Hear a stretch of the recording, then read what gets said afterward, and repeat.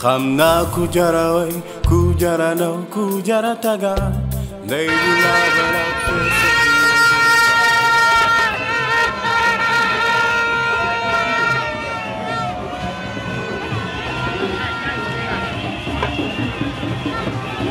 Voilà, bonjour tout le monde. Moi, c'est l'abbé Kireda Soualissar. Je suis vicaire à la paroisse Sainte-Marie-Madeleine de Mbao. Je suis le responsable de la commission administrative.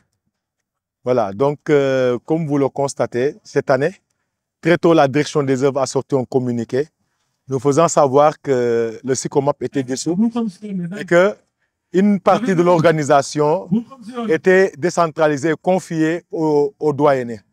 Mais toutefois, il y avait un comité qui a été mis sur place pour coordonner toute la marche. Parce que pour ne pas laisser chacun aller de son côté, on a voulu qu'il y ait une coordination. On a voulu confier les secteurs les plus compliqués aux doyennés, tels que le transport, tels que la nourriture et tels que l'habillement. Tout ça, on a laissé ça à la charge des doyennés. Et nous coordonnons juste l'organisation sur place ici au Cap des Biches et pour la marche pèlerinage. Voilà les nouveautés de cette année. Et on a vu que ça a beaucoup porté de fruits. Je m'appelle Jean-Adama Bafedou. Je suis un membre de la paroisse Saint-Abraham. Je suis le responsable liturgique de cette paroisse. En même temps, membre du comité liturgique. Ce qu'on a comme travail, on a déjà des commissions, comme la commission organisation, on a la commission liturgique, on a la commission restauration, la commission sécurité et comment dire, la restauration. Je m'appelle Moïse Préra, je suis le coordinateur des jeunes chrétiens engagés de Dakar. Voilà, je vous présente la coordination des jeunes chrétiens engagés de Dakar. Voilà, nous sommes là, comme d'habitude, voilà, pour une large collaboration avec la centrale des œuvres pour rendre service à Dieu et son Église. Voilà, c'est une commission qui se charge, voilà, de veiller sur la sécurité, les entrées et sorties de Cap de Biche et d'accompagner aussi les pèlerins, voilà, en route vers Popenguine. Bonjour à tous, je suis le docteur Frédéric André Nden. Je suis avec docteur Paul Djegan-Diouf, en ma qualité de président de l'association Présence Médicale Saint-Luc, qui est une association habituée à couvrir la marche pèlerinage. Je viens vous présenter notre dispositif. Nous sommes actuellement avec une équipe de 70 agents de santé, des médecins et des pharmaciens qui vont accompagner les doyennés durant la marche jusqu'au niveau de Popenguine, où nous allons tenir les postes avancés pour l'assistance médicale. Il y a 2 postes sur l'axe Dakar-Popenguine au niveau de Yen et de Toubab Djalaw. Et une fois à Popenguine, il y aura un poste au niveau du village des marcheurs qui sera en couverture continue pendant tout le pèlerinage. Et nous allons également couvrir les différentes messes, notamment la veillée et la messe du lundi matin à 10 h. Donc, Présence réitère encore son souhait d'accompagner tous les pèlerins jusqu'au terme de leur acte de foi. Et nous sommes toujours à votre entière disposition. Je suis Tata Cécile Mendy. Je suis de la paroisse Saint-Abraham de Guédiawaye. Vraiment, marche bi RAS dal. Parce que nous, quand marche, moi j'ai fait 38 ans de marche. Quand nous marche bi mel ni. Et vraiment, bonjour, moi je m'appelle Pierre Sen, je suis ancien responsable de la commission sécurité du SICOMAP. Donc nous sommes là comme d'habitude, hein, comme chaque année, donc faire la marche pèlerine, donc accompagner nos frères jeunes marcheurs. Donc même si SICOMAP n'est plus là, donc nous nous changer suñu doxalin. Mariama moo ñu ko jaral. Ah, vraiment, on est là pour la gloire de Dieu en tout cas. Nous sommes ci yoonu Maman Mariama. Waaw yoon bi métti na méttiwul mais tamit Mari moo ñu ko jaral.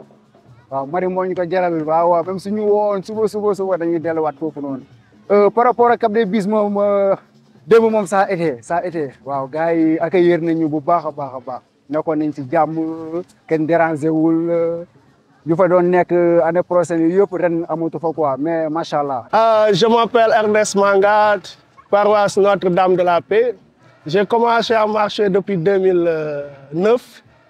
Et cette année, vraiment, on a trouvé l'organisation, en fait, je ne dirais pas très exceptionnelle, mais une très bonne organisation au niveau des Cap des Biches. Oscar Misario Gomez, paroisse Saint-François d'Assise, avec le groupe Ave Maria.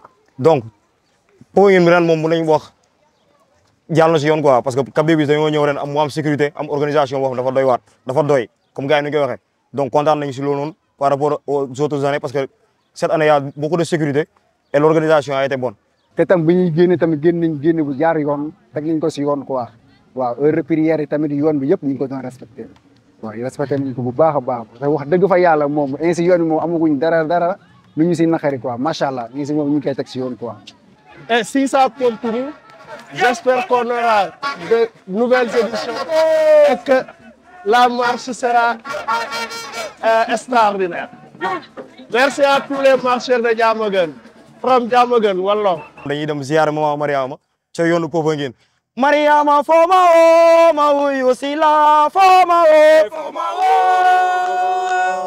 Mariama foma o ma wuyu si la ñoo leen ñu dem Popenguine ziyaare Maria ñoo leen ñu dem Popenguine ziyaare Maria ziyaare Mama Maria.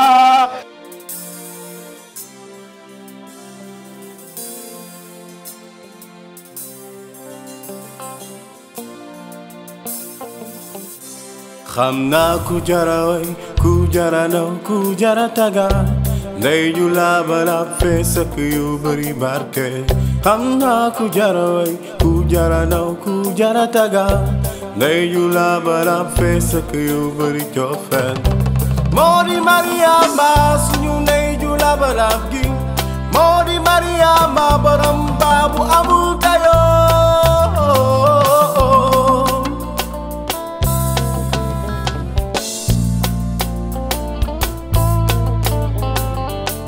Mariama suñu waay moom la ñu roy mooy suñu lingeer lingeeru àdduna lingeeru lingeeri Mariama suñu waay moom la ñu roy mooy suñu lingeer lingeeru àdduna lingeeru lingeeri keroog ci Kana gunge nga sa doom Yeesu kanama Golgota doon nga lingeeru àdduna sile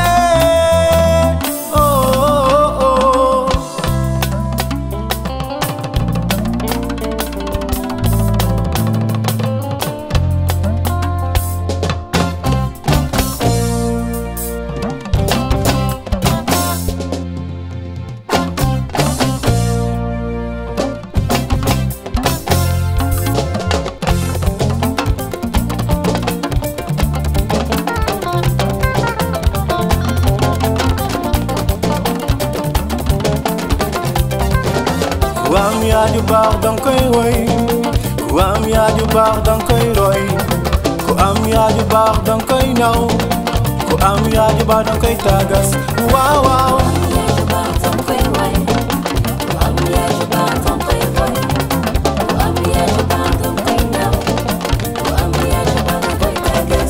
sama yaay lingeer la Marie lingeer la Marie lingeer la lingeeru jamaji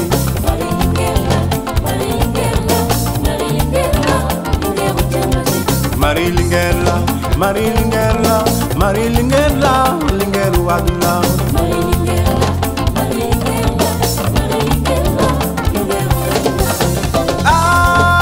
Ave Ave Maria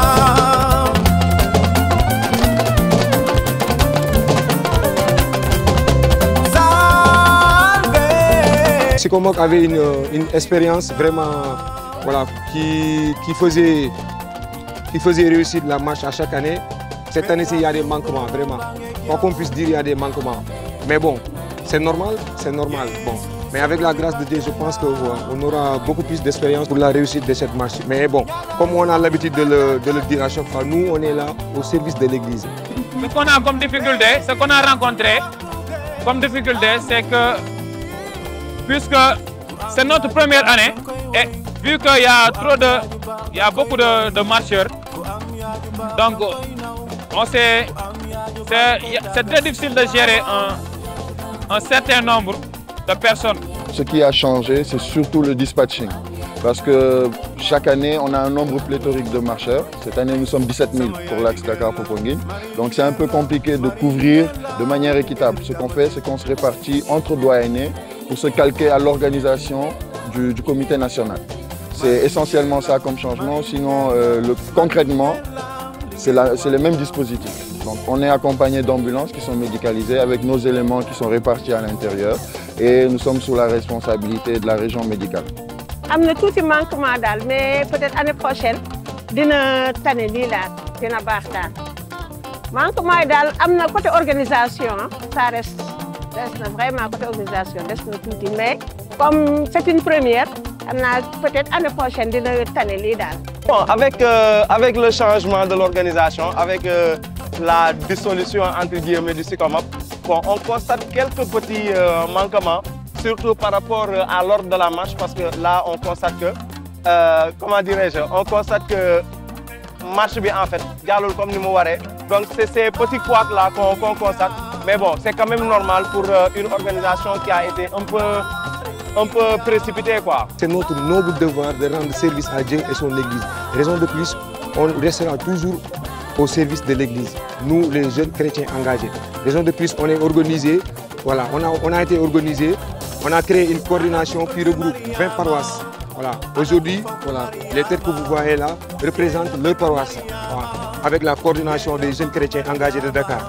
Bien sûr, avec la collaboration du Central des œuvres. Voilà, ça a réveillé aussi dans les doyennés une certaine fierté. Chaque doyenné veut s'affirmer, chaque paroisse même veut s'affirmer parce qu'il y a des choses que les doyennés ont déléguées aux paroisses.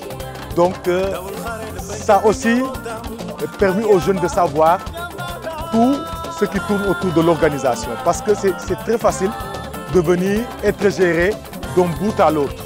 Mais quand c'est toi qui dois gérer, c'est là qu'on mesure un peu tout ce que les gens font comme sacrifice pour pouvoir nous mettre dans de bonnes conditions.